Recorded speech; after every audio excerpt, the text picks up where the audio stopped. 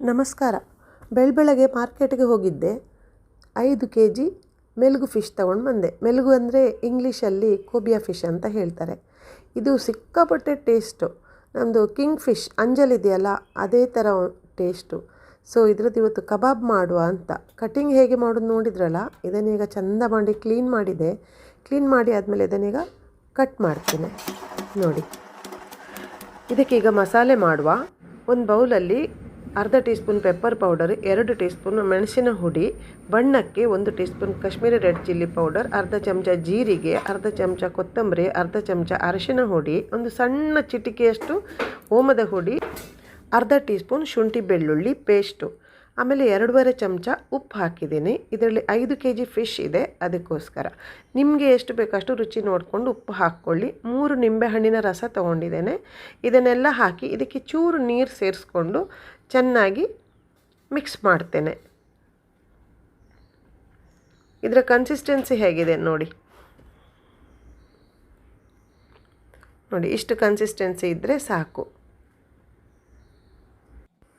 ಈಗ ಮೀನು ಸೇರಿಸ್ಕೊಳ್ಳೋಣ. ಮೀನು ಮಿಕ್ಸ್ ಮಾಡುವಾಗ ತುಂಬ ಜಾಗ್ರತೆಯಾಗಿ ಮಾಡಬೇಕು.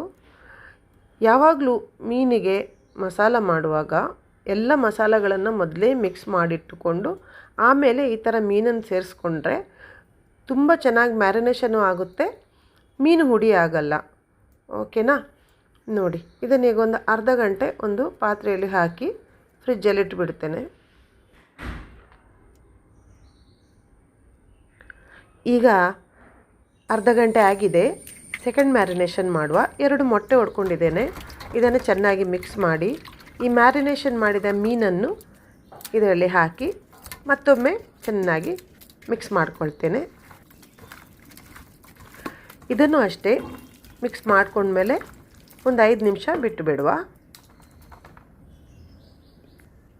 ಈಗ 5 ನಿಮಿಷ ಆಗಿದೆ. ಇದಕ್ಕೊಂದು 4ರಿಂದ 5 ಚಮಚ ಕಾರ್ನ್ಫ್ಲೋರ್ ಹಾಕಿ ಮಿಕ್ಸ್ ಮಾಡ್ತಾ ಇದ್ದೇನೆ. ಇದು ಅಷ್ಟೇ ಕೋಟಿಂಗ್ ತುಂಬ ದಪ್ಪ ಮಾಡಬಾರ್ದು. ನೋಡಿ, ಇಷ್ಟು ಕೋಟಿಂಗ್ ಆದರೆ ಸಾಕು. ಓಕೆ, ಎಣ್ಣೆ ಕಾಯ್ಲಿಕ್ಕೆ ಇಟ್ಟಿದ್ದೇನೆ. ಈಗ ಫ್ರೈ ಮಾಡುವ.